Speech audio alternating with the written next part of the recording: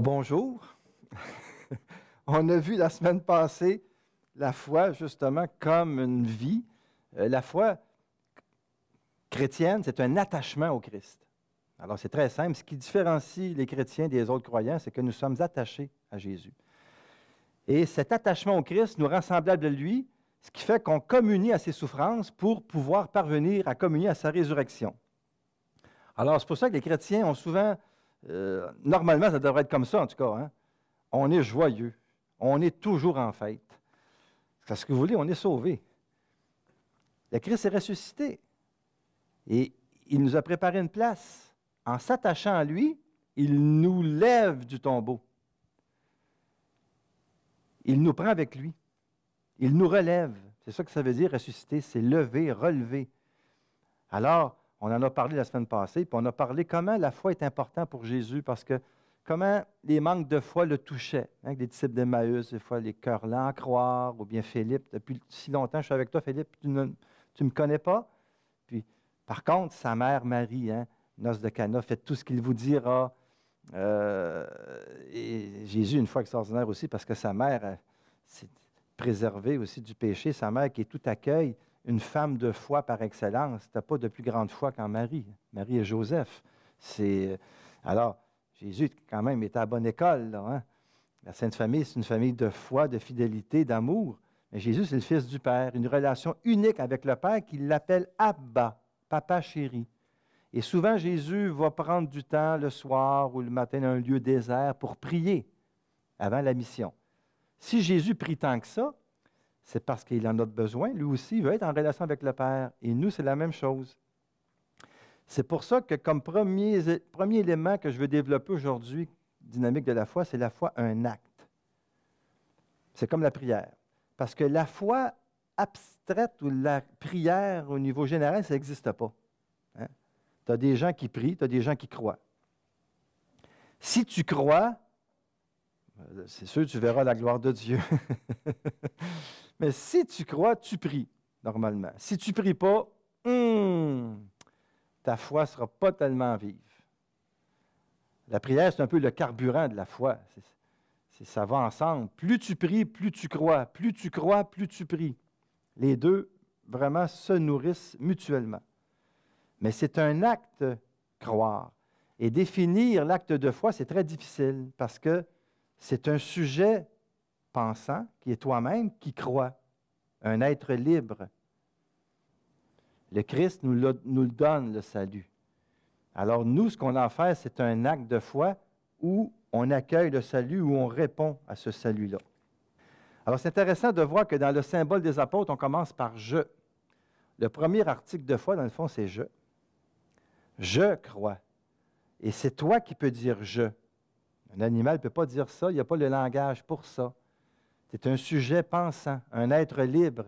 Et c'est pour ça que le Seigneur va entrer en relation avec toi, mais compte tenu de ta liberté, il va tout le temps respecter ton choix.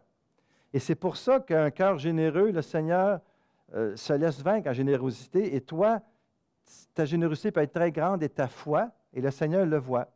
Plus ta foi est grande, plus le Seigneur va te combler de ses dons. Parce qu'il y a de la place pour lui. C'est ça, c'est ton « je » qui émerge. Puis tu n'existes que dans le « je suis ». Dieu, dans l'Ancien Testament, va dire « je suis celui qui est ». Mais toi, tu es « je » aussi. Tu peux dire « je suis », mais ça n'a pas la même force que si tu es capable de dire « je suis » croyant, c'est parce que ton « je suis », il est fondé dans le « je suis celui qui est ».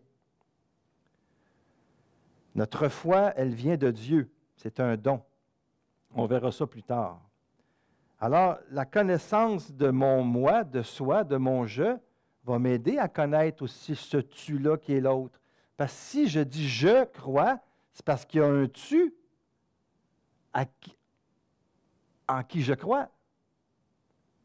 C'est ce que disait Jean-Paul II aussi. La prière, c'est un je vis-à-vis un tu. Notre Jean-Paul II. Que Anne-Marie puis moi, on a rencontré pour notre 25e anniversaire de mariage. On a eu une audience avec lui grâce au cardinal Ouellette. On a pu y toucher, lui donner la main, lui parler. Très important de souligner les célébrations, les fêtes, parce que le Seigneur passe dans les fêtes. Et le Seigneur veut que nous fêtions. Il veut des enfants heureux. Quand un croyant rit et joyeux, le diable est triste. Alors, c'est important d'avoir la joie. Alors, c'est intéressant parce qu'au début de ses catéchèses sur la foi, Benoît XVI écrivait « La foi n'est pas seulement un assentiment intellectuel de l'homme à des vérités particulières. C'est croire à des vérités. Ce n'est pas seulement ça, la foi. C'est un acte par lequel je me confie librement à un Dieu qui est un Père, qui m'aime. C'est une adhésion à un tu qui me donne espérance et confiance. » C'est très beau. Benoît XVI, ses paroles sont tellement belles tout le temps. Hein? On peut toujours revenir au texte de Benoît XVI, à ce qu'il a écrit. Alors, on voit bien qu'en affirmant « je crois en Dieu », on voit bien à ce moment-là que la foi, c'est un acte, mais un acte de relation. La foi, elle est essentiellement relationnelle. C'est ce qui nous rend heureux, puisqu'on est fait pour être en relation. Et souvent, la personne qui est peut-être le plus en relation, c'est souvent peut-être la personne qui est ermite, qui est seule sur une montagne, qui ne voit jamais personne. Elle n'est jamais seule parce qu'elle est en relation avec Dieu. C'est une vocation. Et tu peux être très, très seul dans l'autobus et puis tout ça, tu sais. Mais quand tu sens que tu es seul, tu fermes tes yeux, puis tu fais un acte de foi. Tu dis, Seigneur, tu es là. Je sais que je ne suis pas seul. Mais là, je suis fatigué.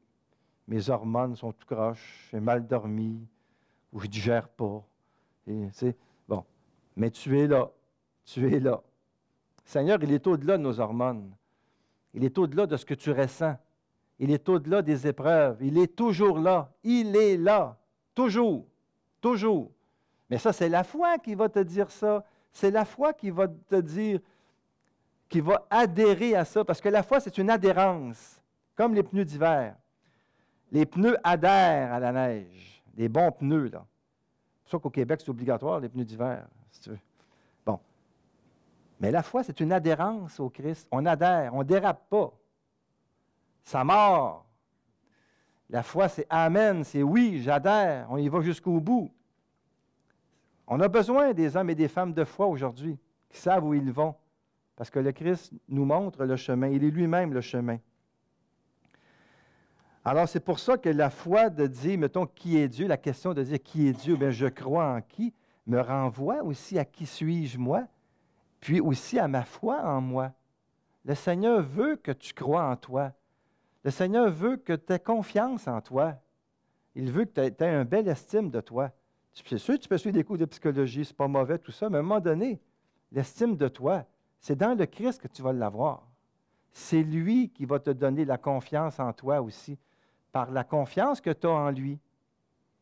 Oh Seigneur, je ne suis pas capable de parler, tu sais, puis je ne sais pas comment faire, tout ça, mais là, je vais dans la foi, je te fais confiance.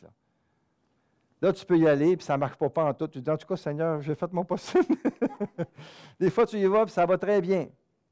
Tu n'as pas à te regarder. Regarde-le, lui. C'est ça le sacrement du pardon aussi, quand on va voir le prêtre pour confesser ses péchés. C'est beaucoup plus la miséricorde que nous confessons. Arrêtons de nous regarder tout le temps et regardons-le, lui. C'est lui qui est l'objet de notre foi. C'est lui qui est la cause de notre foi. C'est lui en qui nous mettons notre foi. Donc, plus tu le regardes, eh bien, moins tu désespères. Si tu te regardes, c'est déprimant des fois. Hein? Mais, je ne dis pas quand je vous regarde, je suis déprimé, là. Mais quand je le regarde, ça me remonte. Mais quand je vous regarde, je vois le Christ en vous. Parce que je l'ai assez regardé pour le voir dans les cœurs. C'était la foi de Mère Teresa, hein, qui voyait beaucoup Jésus dans le souffrant. Alors, c'est ça qui est beau, parce que notre Dieu s'est fait homme. Quand je dis homme, là, bon, c'est l'être humain, hein, on le sait bien. Il s'est fait homme, le Verbe s'est fait chair et il a habité parmi nous. Et nous avons vu sa gloire. Où il habite, notre Dieu? Il habite en toi. Alors, toucher l'être humain, l'aimer, c'est aimer Dieu et le toucher. Plus tu aimes ton frère, plus tu aimes Dieu. Tu ne peux pas aimer Dieu si tu n'aimes pas ton frère. C'est un mensonge, nous dit Saint Jean. Alors, la foi, comme la prière qui en découle, nous concerne nous-mêmes, nous qui croyons. C'est toi, c'est toi. Et la foi, elle est un peu le reflet de ta vérité intérieure. Dis-moi quelle est ta foi, je te dirai qui tu es ou quel est ton Dieu. Alors, c'est sûr que la foi, ce n'est pas nécessairement de tout repos. Je vous l'ai dit, là, ce n'est pas la pensée magique. Ce n'est pas facile des fois de croire. Surtout quand tu vis l'épreuve. Puis tu avais planifié un beau voyage, de moment donné, tu tombes en bas de l'escalier, tu te casses une jambe, puis bon. Et le Seigneur ne voulait pas ça, lui-là, là. Mais toi, quel sens tu vas donner à ça? Tu as dit, bon, ben Seigneur, je vais peut-être en profiter pour me reposer, puis peut-être avoir un petit peu plus de temps d'oraison avec toi, méditer la parole de Dieu. Je vais tirer profit de l'épreuve. Seigneur, ça va être une occasion de m'approcher de toi. C'est ça la foi. La foi trouve toujours du sens dans ce que tu vis. Pas de foi, tu es aveugle. Mais la foi, des fois, rend aveugle aussi parce qu'on ne croit pas en ce qu'on voit. Mais la foi donne une lumière. La foi donne un sens, une direction. La foi, c'est le trésor de ta vie. La foi, c'est ce qu'il y a de plus précieux. Moi, c'est ce que j'ai de plus précieux. Je peux aller jusqu'au martyre avec ma foi. Personne ne m'enlèvera la foi. Personne. Ma foi, elle est enracinée, elle est profonde, elle est forte. C'est un don de Dieu. C'est le thème que nous verrons tout à l'heure. Eh bien, cette foi-là, c'est mon trésor, c'est mon bien. C'est le cadeau qui me fait avancer dans la vie. Alors, nous avons vu la foi comme un acte qui était un petit peu la première variation de notre thème sur l'aventure de la foi. Maintenant, nous abordons le deuxième thème qui est très important, qui est très beau, c'est un don. La foi, c'est un don. C'est un don que l'on reçoit de Dieu, mais qui provoque notre don de soi aussi. Hein? C'est Dieu qui a toujours l'initiative. On ne se donne pas ça. On le reçoit au baptême, mais beaucoup de baptisés ont laissé la foi mourir parce que la foi demande une réponse. Le don de Dieu qu'il te fait de lui provoque le don de toi-même. Parce que ce don de Dieu, c'est une personne, c'est le Christ. Si tu savais le don de Dieu. La foi, c'est un don que Dieu nous donne, et ce don-là, c'est Jésus lui-même. Alors, on se reçoit d'abord de Dieu. On se reçoit de lui. Il y a en nous cette ouverture du salut. On est bâti comme ça. On attend ça. Et on va essayer de trouver dans ta vie, de trouver la présence, oui, mais trouver un sens, puis des fois trouver qu'est-ce qui peut me sauver. Et c'est là qu'on voit que la foi chrétienne, elle est tellement comblante parce qu'elle comble toutes les aspirations profondes de notre être où on est créé pour durer, on est créé pour l'éternité, on est créé pour aimer et être aimé. Dieu est amour et la foi nous plonge dans cet amour-là qui est éternel parce qu'un amour ne peut pas être passager. Quand t'aimes, c'est pour la vie, pour l'éternité. Puis quand on est marié, quand on a eu des relations ici-bas avec des amis, on va se retrouver au ciel. La relation va continuer différemment. C'est sûr qu'il y en a, ce n'est pas une bonne nouvelle pour eux. Mais quand on est en Dieu, on ne voit plus toutes les limites de notre conjoint. On voit juste le beau en elle, en lui, juste Dieu en lui. C'est dans la lumière. C'est l'amour bannit la crainte, l'amour rend beau. C'est Saint Paul, il faut tout relire.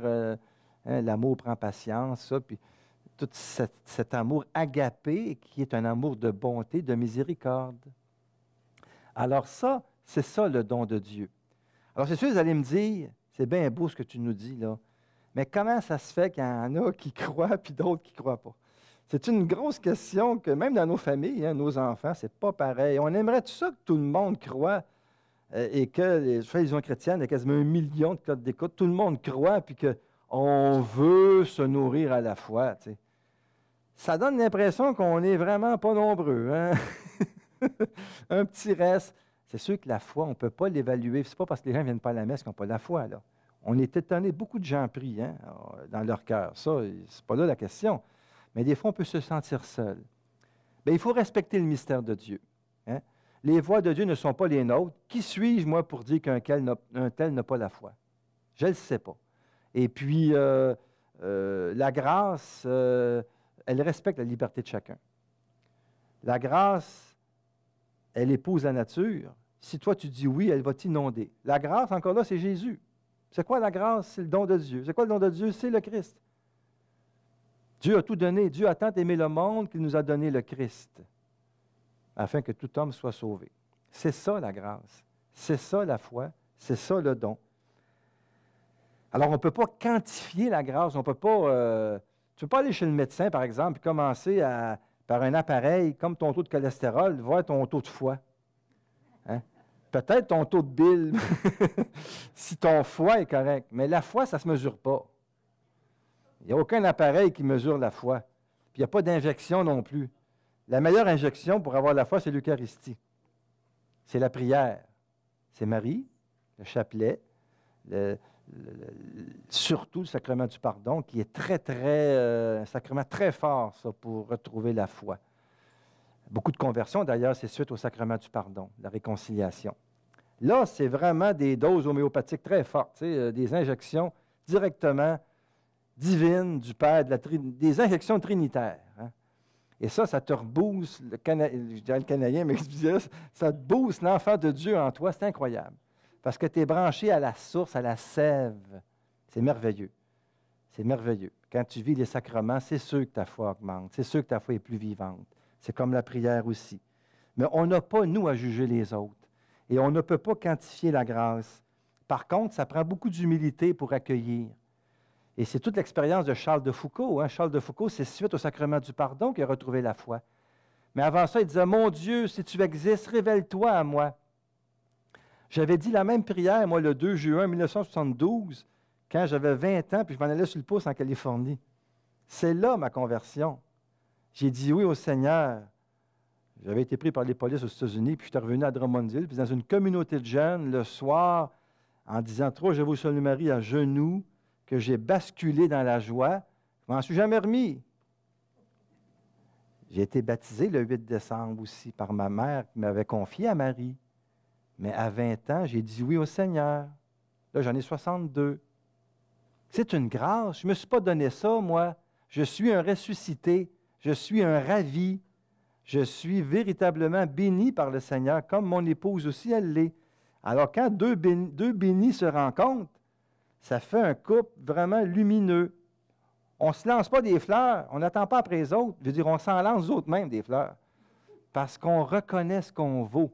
Le Christ a donné sa vie pour moi. Je suis grand, je suis beau. Il m'aime et il fait des merveilles à travers moi. Comme à travers toi, comme à travers mon épouse, comme à travers chacun de nous. Arrêtons de toujours, je dirais, nous déprécier, dire oui, c'est vrai qu'on est pécheurs. Mais pécheurs pardonnés. C'est la devise de François. Hein? Choisi parce que pardonné. C'est un don. C'est un don. On ne sait pas jusqu'où ça nous mène. Hein? François, lui, dans l'adolescence, s'est senti attiré à aller voir un prêtre, sacrement du pardon. C'était le déclic. Il a voulu devenir prêtre au confessionnal. Eh bien, ça nous a donné le cardinal Bergoglio. Ça nous a donné François. Lui qui n'allait jamais à Rome à la curie, il n'aimait pas ça, mais il restait dans son diocèse. C'est sûr qu'il ne voulait pas être pape. Ça donne qu'il l'est, mais ça donne, il a dit, que le Seigneur vous pardonne aux cardinaux, parce qu'il dit, là, je le suis, OK. Bien, là, il est en train de rénover l'Église, de la réformer. Beaucoup de simplicité, d'humilité. François qui est contre la mondanité, qui ne veut pas trop cléricaliser l'Église non plus.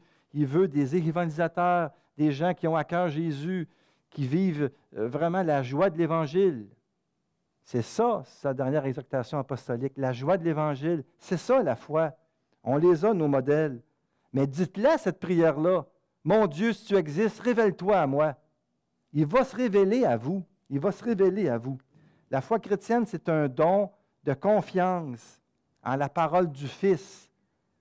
Hein? Si quelqu'un m'aime, mon Père l'aimera. Et nous viendrons chez lui. Nous habiterons chez lui et nous ferons notre demeure chez lui. On y croit ou on n'y croit pas? Voilà une parole qui nous donne tout un sens à la foi. Ça veut dire que notre demeure, notre maison, c'est le Père, s'il vient habiter en nous. Puis le Père même va dire plus tard, Jésus va dire, tous ceux qui viennent à moi, c'est le Père qui les envoie. Alors nous, c'est sûr que ça nous dépasse, c'est le mystère, on ne sait pas. Mais si on est ici, ou bien si on écoute cette émission de télévision, c'est parce que le Père veut nous attirer à Jésus. Et Jésus nous attire vers le Père. C'est sûr que ça peut avoir l'air du chinois. Mais si toi, dans ton cœur très pauvre, tu fermes tes yeux et tu dis, Seigneur, là, si c'est vrai ça, là, lui, ce qu'il dit, là, M. Gauthier, je ne sais pas comment il s'appelle, là, Révèle-toi à moi. Pensez-vous qu'il va vous laisser poireauter? Non, parce que la question ouvre un chemin de sens, ouvre votre cœur. Et dans l'Évangile, Jésus pose plein de questions. Dans l'Évangile de Saint Jean, d'ailleurs, la première parole de Jésus, c'est « Qui cherchez-vous? » Première parole de Jésus dans Saint Jean. « Qui cherchez-vous? » Aux disciples de Jean-Baptiste. Les autres, ils répondent « Où demeures-tu? » Jésus dit « Venez, vous voyez. » Méchant dialogue. Il n'y a pas beaucoup de paroles là-dedans.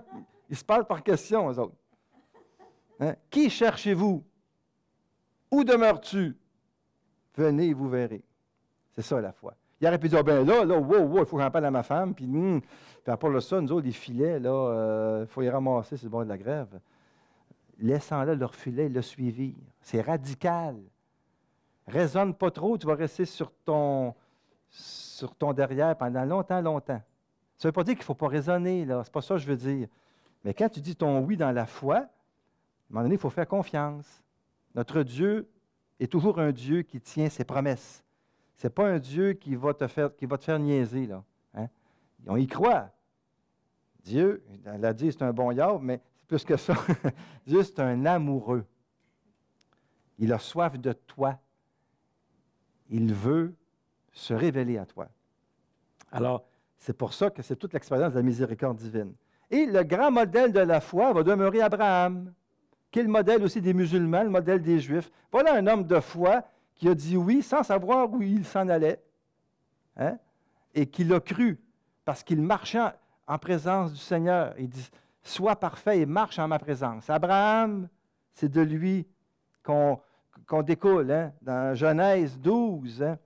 Quitte ton pays, ta parenté, ta maison, pour le pays que je t'indiquerai. Il ne savait pas où il allait. Il a fait confiance. Sa foi est vraiment un don qu'Abraham a reçu et qui nous a révélé un Dieu personnel, le Dieu des monothéismes.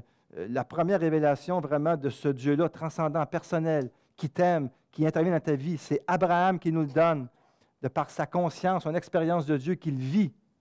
Après ça, plus tard, parce qu'Abraham, c'est à peu près 1850, tu sais, après ça, il y a Moïse, 1250, puis il y a les prophètes, puis on arrive à Jésus, qui est tout récent. Et c'est seulement depuis 2000 ans. Alors, c'est pour ça que la foi d'Abraham met en relation l'aspect relationnel de la foi. Et la semaine prochaine, on verra la foi comme une aventure, comme une vie, comme une expérience. Alors, bonne semaine.